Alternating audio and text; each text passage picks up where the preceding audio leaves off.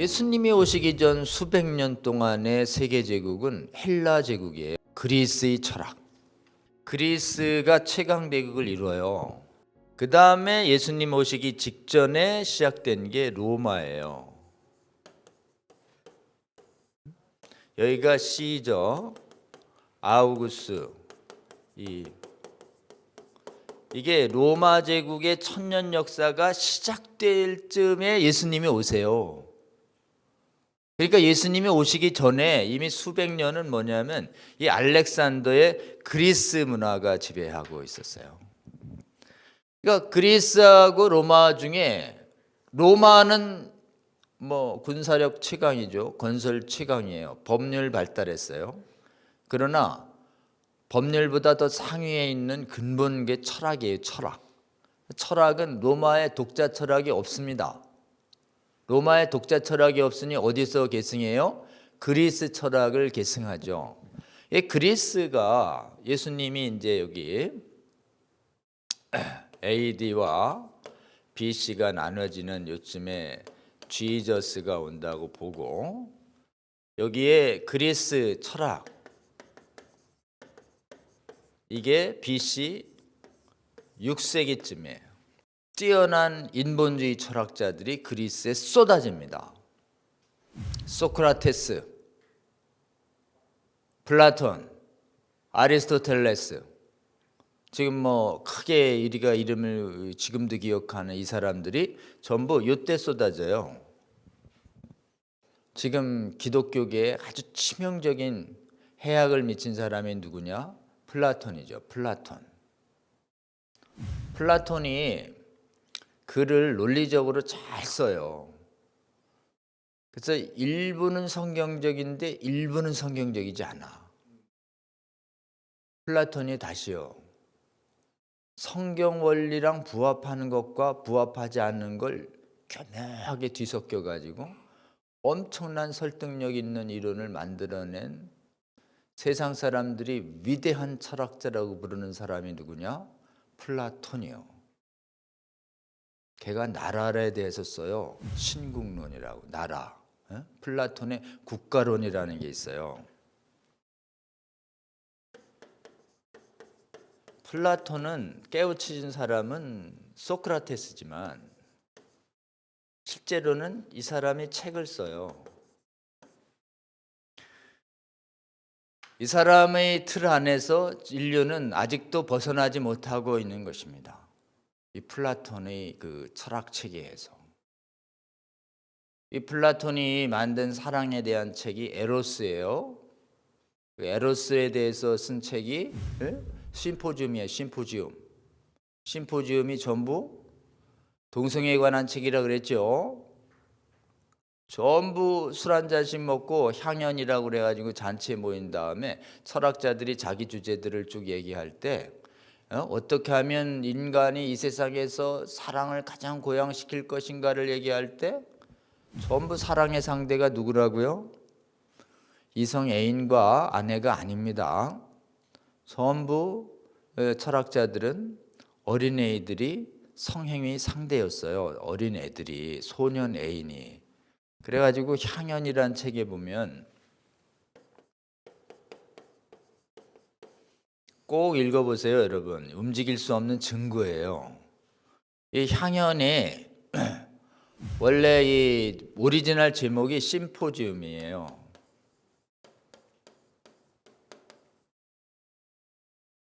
잔치란 뜻입니다. 잔치.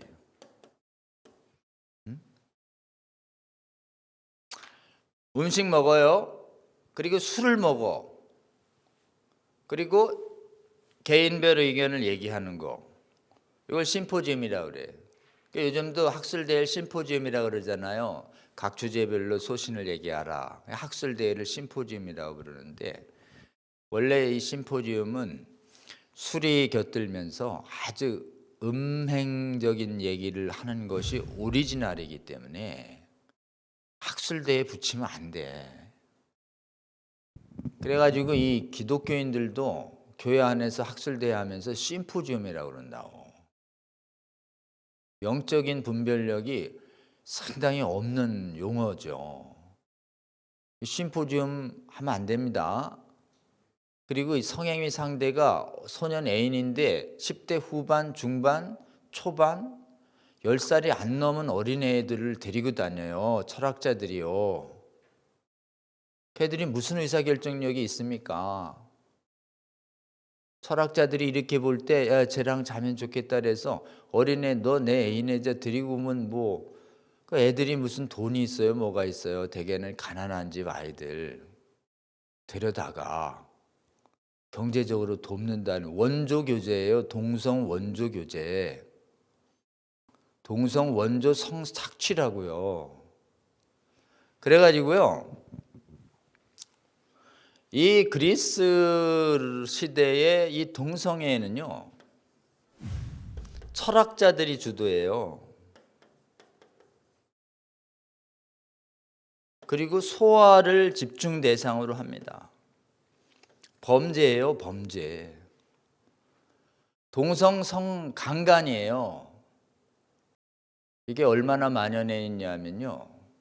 버클리에서 나온 교수가 썼다고 하는 그리스 로마 시대의 동성애라고 하는 Homosexuality in Greek and Roma Period라는 책이 눈에 보여가지고 원서를 좀 주문해서 봤어요. 주인데 뭐 두꺼워요. 중간에 한 20페이지 정도 사진이 있어요. 사진 보고 깜짝 놀랐잖아요.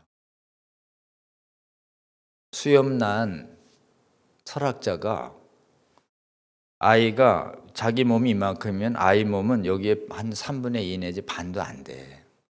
어린애하고 아주 품에서 노골적으로 동성애하는 장면이 부조, 도자기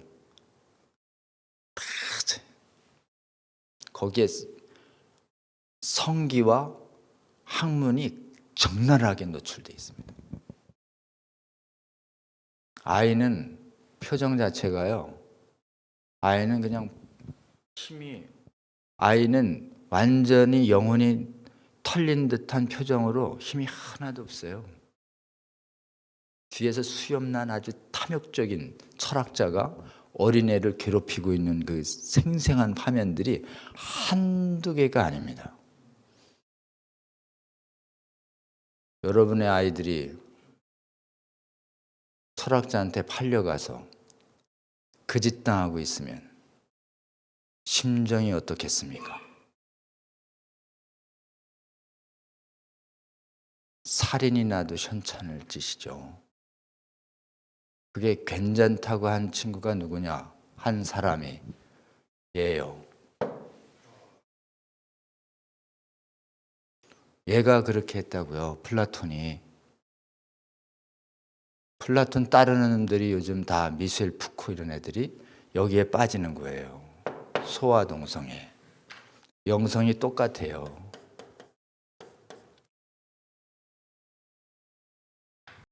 성혁명을 주장했던 독일의 녹색당이 소아 동성애를 합법화하자고 맨 처음에 강론 만들었다가 들끓자 한참 후에 철회합니다. 독일에서 나온 이론입니다, 이게. 독일이 인류 문명사에 좋은 일도 많이 했는데요. 공산주의 이론 만든 사람들이 독일 사람이고요. 성혁명 이론 만든 사람이 독일 사람이고요. 신학을 이성의 틀 안에 가둔 사람들이 독일의 칸트입니다. 사실은 독일의 지성인들이 인류에 끼친 해악은 이런 말할 수가 없어요. 2차 대전을 2번 일으킨 데도 독일이죠. 전체주의로다가 수없이 학살했죠. 성혁명이는 신전체주의 만들어서 지금 전 세계의 인류의 자유와 생명을 뺏는 사람들이 다는 아닌데 독일에서 시작됐다고요. 사실 독일의 지성인들이 각성해야 합니다. 독일 출신의 신학자들이 각성해야 합니다. 한국에 가장 영향을 미치고 있는 법학 이론이 다 독일 이론이에요. 차별금지법 정당화하는 이론 전부 독일 애들이 만들어낸 겁니다. 여러분 조심하세요. 독일에서 전체주의적 사고를, 자유침해적 사고를 가지고 있는, 국가와 공동체 강조해가지고 개인의 자유와 권리를 침해해버리는 이런 이론을 아주 잘 만들어내는 사람들이 독일에 있다. 독일이 돌아서야 한다는 것입니다. 그리고 뿌리를 쫓아서 쫓아 올라가면 여기가 있다. 그리스. 그리스 로마 철학의 부활, 르네상스가 그리스 로마 철학의 부활을 말하는 것이,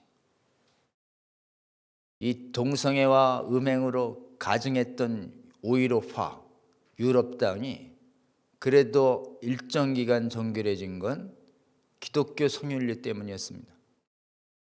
그래서 기독교가, 로마가 국교화돼서 유럽에 복음화되면서 이 동성애가 만연했던 유럽 땅이 그나마 정결해졌던 것이죠. 그러다가 다시 르네상스 때 돈 많았던 향락주의였던 피렌체의 메디치가가 그리스의 로마의 철학을 부활시키면서 부활된 그리스의 로마의 철학이 기독교 권학 이념을 가진 대학들을 다 오염시키기 시작한 거예요. 그 대학은 전부 기독교 이념에 의해서 세워졌지만 옥스퍼드, 캠브리지며 시작해서 다 대학은 기독교 이념에 의해서 세워졌지만 실제로는 학문의 주도권은 전부 성경이 아니라 그리스 로마의 인문학으로 넘어가 버린 게, 그래서 주도권이 언제부터 뺏기기 시작했는가? 이 학문의 철학부터 시작해서 신학이 결국 뭔지 아십니까? 철학의 방법론을 가지고 성경을 풀어보겠다 이거예요. 신학은요, 철학이 성경 해석에 침투한 거예요. 뭐 목회 철학이라고 막 이래요. 목회 철학. 아니 목회 복음이래야지 왜 목회 철학이에요?